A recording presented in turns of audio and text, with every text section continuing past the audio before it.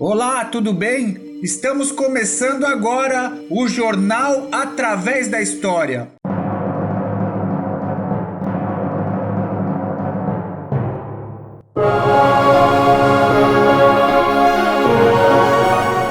E hoje abordaremos o assunto sobre a escravidão no Brasil. Mas antes de falar sobre o assunto em questão, é bom aprender o conceito de escravidão. É considerado escravidão o regime de trabalho no qual homens e mulheres são forçados a executar tarefas sem receber qualquer tipo de remuneração. A escravidão, também chamada de escravismo, escravagismo e escravatura, é a prática social em que um ser humano adquire direitos de propriedade sobre o outro, denominado por escravo, ao qual é imposta tal condição por meio da força. Em algumas sociedades, desde os tempos mais distantes, os escravos eram legitimamente definidos como um produto. A escravidão é tão antiga quanto a própria história, quando os povos derrotados em batalhas eram escravizados por seus conquistadores. E as antigas civilizações empregavam e necessitavam do trabalho escravo para a execução de tarefas mais pesadas e rudimentares. Vamos agora com o nosso correspondente Luan, diretamente da Roma Antiga. É com você, Luan. Olá, Luizinho e amigos telespectadores. Estamos aqui ao vivo durante o governo do Imperador Augusto, aqui no século I a.C., onde estima-se que 35% da população é escrava, o que corresponde a 2 milhões de habitantes. E agora faremos uma pergunta ao imperador: de onde e por que tantos escravos?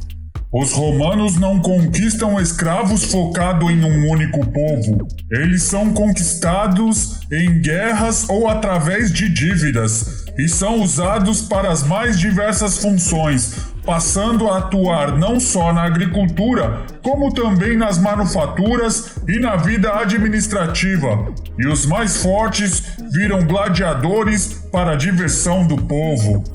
Obrigado, Imperador César, filho do divino Augusto. Ele exige ser chamado assim. Mas, Luizinho, é com você aí no estúdio. Obrigado pelo esclarecimento, Imperador. Mas voltando ao assunto principal do programa, a escravidão no Brasil iniciou-se por volta da década de 1530, quando os portugueses implantaram as bases para a colonização na América Portuguesa.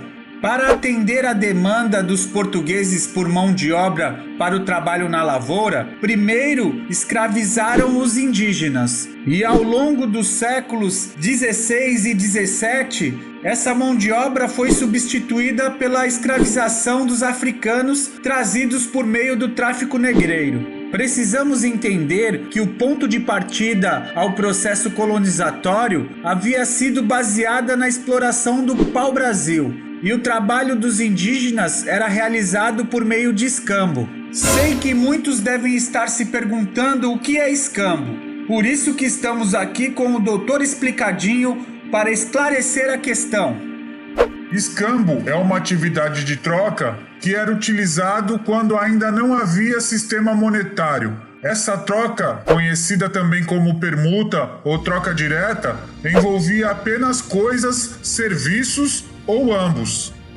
Obrigado, doutor. Dessa forma, os indígenas interessados derrubavam as árvores e levavam até a costa, e então eram pagos com os objetos oferecidos pelos portugueses. Já em 1534, Portugal implantou o sistema de capitanias hereditárias. E, novamente, doutor Explicadinho, esclareça aqui pra gente. Foi um sistema administrativo no qual dividiu as colônias em faixas de terras e concedida aos nobres da confiança do rei Dom João III, e poderiam ser passadas de pai para filho, e por isso foram chamadas de hereditárias. Então, nessas capitanias, começou a ser incentivado o desenvolvimento de engenho de produção do açúcar, uma atividade mais complexa e que demandava uma grande quantidade de trabalhadores. Os indígenas foram a principal mão de obra dos portugueses até meados do século XVII, que apesar de mais barata, na visão dos portugueses, foi a mais conturbada e problemática. E novamente com o nosso correspondente Luan Coimbra, mas agora no Brasil do século 17, nos traz a versão de um indígena. É com você, Luan! Estamos aqui com o cacique Araquém e gostaríamos de saber dele por que os indígenas se mostram tão relutantes em realizar o trabalho na lavoura. Porque índio não está acostumado a trabalhar tanto assim. Porque índio só planta o que vai comer. E outra, plantar é trabalho para a mulher. O índio macho tem que caçar. Olha, Luizinho, pelo que eu entendi aqui, é uma questão cultural, pois os indígenas não estão acostumados com uma rotina de trabalho que visasse a produção de excedentes, já que sua cultura de trabalho é de subsistência. Além disso, há o fato de que o trabalho na lavoura, na visão dos grupos indígenas, é um trabalho realizado pelas mulheres. Mas Luan, e os conflitos entre a igreja e os colonos portugueses? Por que acontecia?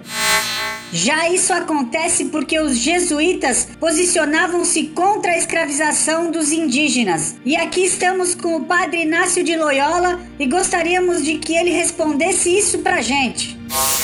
Ora, pois, é fácil, para que esses índios que são inferiores a nós aceitem a Jesus como seu Salvador e que tenham hábitos mais aceitos pela Igreja Católica, além de evitar o crescente número de protestantes pecaminosos, filhos de Satanás.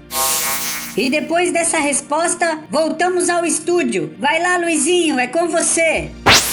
A fuga dos índios para as regiões mais distantes, a indisponibilidade para o trabalho intensivo exigido pela coroa e a presença jesuíta na defesa dos índios fizeram com que os portugueses repensassem formas de mão de obra para a lavoura de cana-de-açúcar. A escravidão africana mostrou-se lucrativa e mais vantajosa que a indígena. O negro africano veio trabalhar como escravo no Brasil para atender aos anseios da coroa de iniciar rapidamente a produção açucareira de forma intensiva.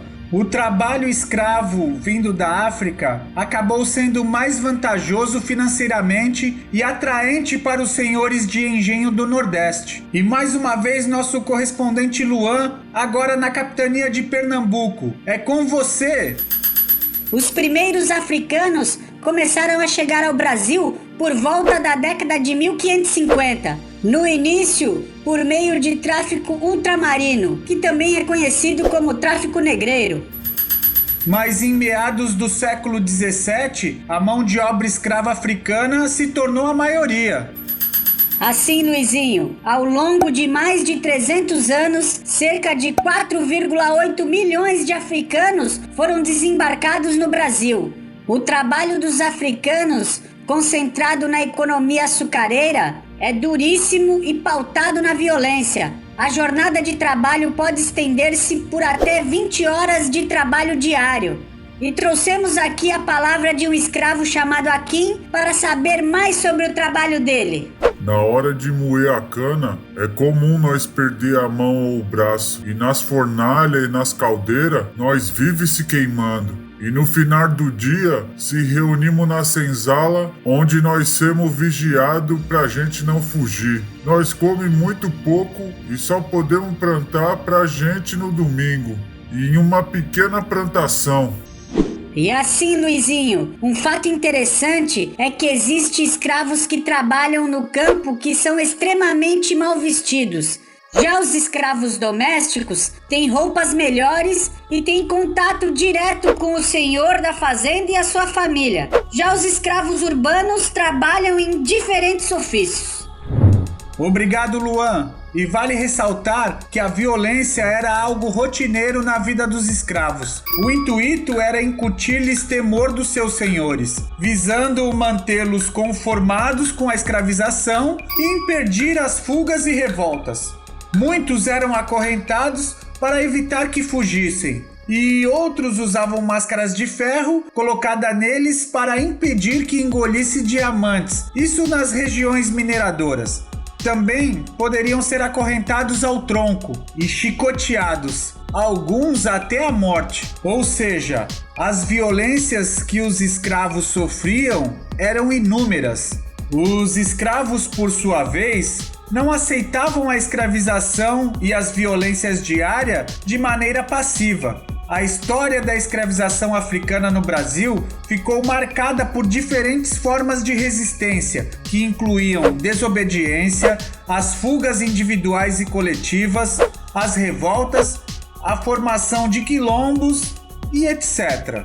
E o Brasil acabou sendo o último país das Américas a abolir a escravidão.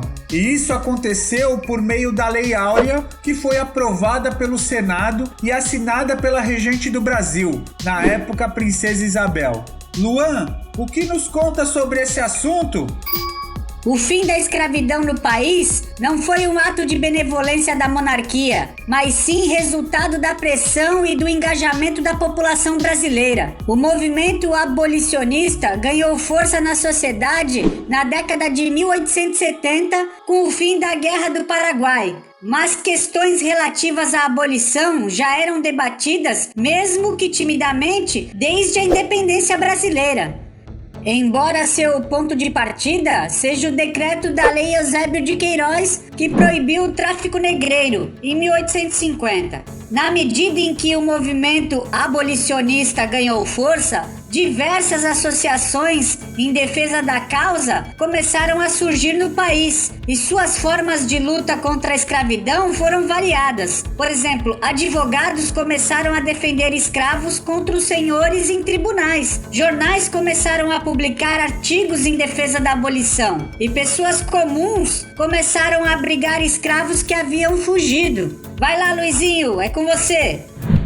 Os escravos também tiveram um papel essencial na desestabilização da escravidão no Brasil e resistiram, realizando fuga em massa, organizando revolta contra os seus senhores e algumas das quais levaram à morte dos senhores de escravos, formando quilombos. Mas, doutor Explicadinho, explica pra gente o que é quilombo. Os quilombos eram locais de refúgio de africanos escravizados e afrodescendentes em todo o continente americano. A palavra quilombo tem a origem em línguas faladas na Angola e na África Ocidental e se designava como apenas um lugar de pouso, utilizado por populações nômades ou em deslocamento. Obrigado, doutor, por mais essa explicação. Mas voltando ao assunto, a força da pressão popular por meio do movimento abolicionista e as constantes revoltas dos escravos criaram o clima que obrigou o Império a abolir o trabalho escravo, em 13 de maio de 1888, com a citada Lei Áurea. A abolição do trabalho escravo foi recebida com festa pela população brasileira. Os escravos libertos, porém, continuaram a sofrer com o preconceito e a falta de oportunidades. Mas isso é um assunto para o próximo vídeo. E se gostou desse vídeo, deixe o seu like. E se você é um curioso, se inscreva no canal e assista aos outros vídeos aqui do Coachback TV. Acredito que em algum deles vai te ensinar alguma novidade que você nunca imaginou. E até mais!